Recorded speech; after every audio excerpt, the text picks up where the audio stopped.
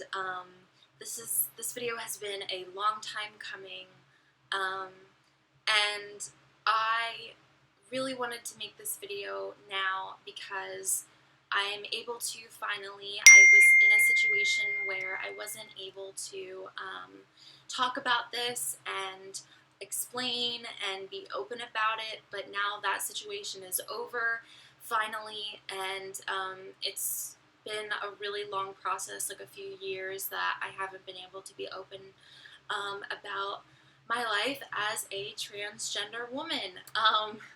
I don't typically talk about being transgender in my everyday life, and not at school. I'm not very open about it. I'm not like, out as a trans woman in my everyday life.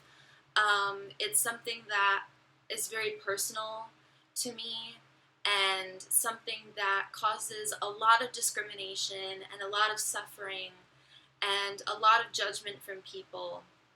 And that makes wearing that badge and label very difficult. So if I can sort of, pass and not address it and live my everyday life, that's what I try to do to avoid discrimination or, people treating me very differently. And, there are a few repercussions to making this video and talking about this.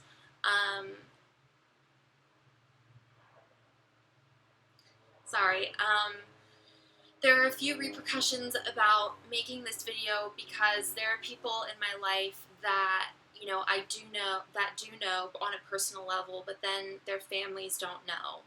And, whether it be like religious reasons, or just like personal politics, personal beliefs, things like that. I don't know how this video will be, so I'm thinking of titling it something other than, I'm transgender. I think I'm gonna title it something else so that I can maybe not have that as like a headline thing, just in case like it's a big deal if their family finds out, because I know it would be.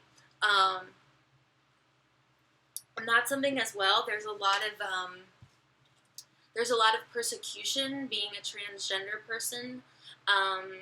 It's a very heavy subject, and there's so much that I could talk about. Truly, so much that I could spend hours talking about. But really, I don't live my life as someone who is out and about, I don't know. This video is so difficult to make. I kind of don't know how to talk about it because it's something I don't talk about. But I started transitioning when I was 14 years old. That was when I made the decision to be Athena and to live my life that way. And I started hormone therapy when I was about 15, 16, but I was living my life as a female before I started hormone therapy. I started growing out my hair when I was 14, wearing girls' clothing, presenting myself to the world as a female as 14. And then, I went to high school as Athena, as a normal girl. Then I was, outed, and through various reasons, and none being that I wanted to be out, I was outed like without consent, and that led to a lot of discrimination and bullying. That's a whole other universe to get into. But then once I got out of high school, when I turned 18, I had my sexual reassignment surgery, aka gender confirming surgery. So that happened when I was 18. Now I'm 21. This November 30th will be the 3-year anniversary of my operation. So really glad that it's been 3 years out of that. Definitely not easy stuff to talk about at all. I feel really nervous, and scared, and that's just something that as a transgender person I feel all the time. It's just so scary to be open and talk about this kind of stuff because um, it's not something I typically do. But yes, so I don't really know where else to go, but and then also when I was 18, or I think it was when I was 19, I can't remember the timeline, but I also had my legal, name change and all of that when I was older, around the time that I had my reassignment surgery. In order to get your gender marker on all of your documentations to be female, you have to undergo reassignment surgery. That's just what it is at this time. Hopefully they change that. I don't think that you have to have a vagina to be considered female, which is, a very controversial thing. But I personally don't believe that you have to have a vagina to be labeled as female. But I've had my surgery, a vagina, and my gender marker changed and everything. And I would really like to make a lot of videos on my experience with my reassignment surgery, hormones, life as a transgender girl, now woman, being, just the growing from a girl to a woman, but being born as male, then transitioning to female and growing up. It's hard to say that, I was born male because my mind and my soul was born female, but my body wasn't. So it's sort of like, yes, from a sex perspective, there's male and female sex, but as a gender, I was born female. There is a difference between gender and sex. Sex is the reproductive anatomy, which is either a penis or a vagina, and gender is your identity as a person. So what does female mean in our culture? What does male mean? And not based off of our reproductive organs. So gender is more of identity expression, and sex is more of reproductive organs. So I always felt like a girl. From the time I could pick colors, pick toys, dress myself. I always wanted to be in dresses. I always wanted to be in whatever, the girl stuff was, wear plastic heels, play with Barbies, and growing up, it wasn't something that my family really knew how to deal with. My mom was very, accepting and loving, but, and my grandmother, it was kind of like mixed messages all the time. I would get bought Barbies, but then it was sort of like, but don't play with them outside of the house, or, when I got older, it was kind of like, I thought this was a phase and it's time to grow out of it, and, we don't want you to be, a girl, you're a boy, and this is what boys play with, and so they tried to incorporate more masculine things into my life, and it never worked, and never, made me feel good, so, yes, I sometimes would be allowed to dress up and be feminine and all of that, but it wasn't, it was always with a mixed kind of message. I have a lot of distinct memories as a kid growing up of, I remember there was this, like, purple witch dress, and I put it on at, like, a family party when I was, like, 4 or 5, and that was okay, because it was just, like, a purple, like, smock. It didn't have any girly designs on it. It just looked like a tattered kind of witch dress, and it was pretty not male or female. It was pretty ambiguous, and I remember playing outside, and that was okay.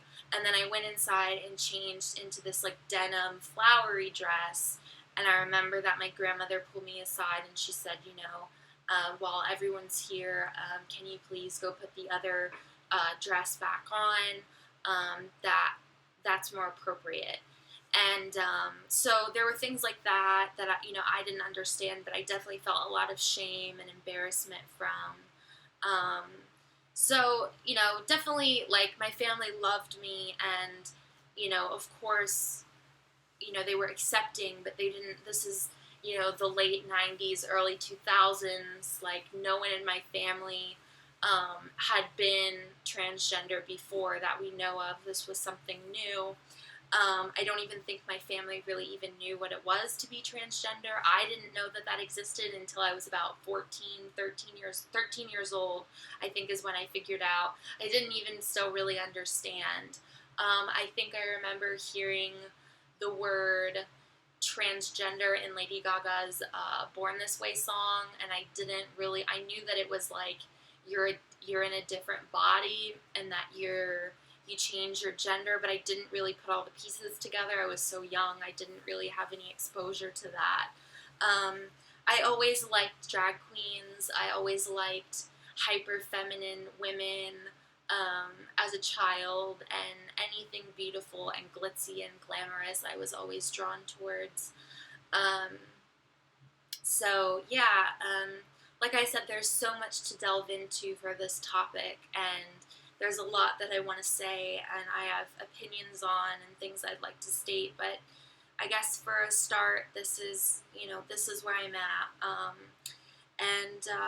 You know, I'm sure it'll make a lot of sense when, you know, I talk about the things I struggle with, like body dysmorphia or dysphoria, gender dysphoria. Body dysmorphia and gender dysphoria are separate things, but the gender dysphoria and being, you know, in a male body and dealing with those things and feeling very uncomfortable and, you know, about those things all are represented in some of my videos. I kind of leave breadcrumbs at certain things. You know, if you pick and choose and put the pieces together, you might figure out that I'm transgender, but it's not something I've ever blatantly come out and said.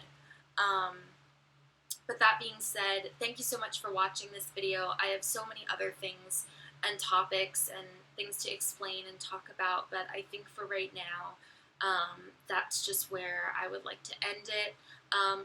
You know, I'm a really open book. I don't think that curiosity is a bad thing, or if you genuinely have questions, I don't think that you're a bad person for asking them. I'm not ashamed to answer the nitty-gritty questions. You know, if it's about reassignment surgery, if it's about pain or what that experience is like, or dilating, or what having a, you know, neo-vagina is, meaning like it's one that you get through surgery, what that is like, you know, sex, intimacy, orgasms, pain,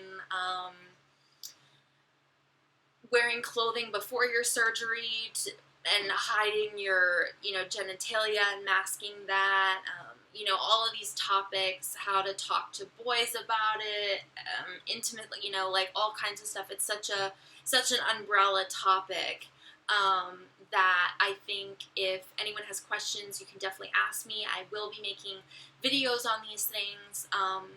But for now, if there are any questions, please feel free. You can ask me. The only surgery that I have had is my reassignment surgery. I haven't had any facial feminization or breast implants, none of that. But I've also been on hormones since I was about like 15, 16 years old. But yeah, so if you have any questions, please let me know. And, you know, just please look at me with empathy and with an open heart and open mind. And I will see you guys in my next video. Okay.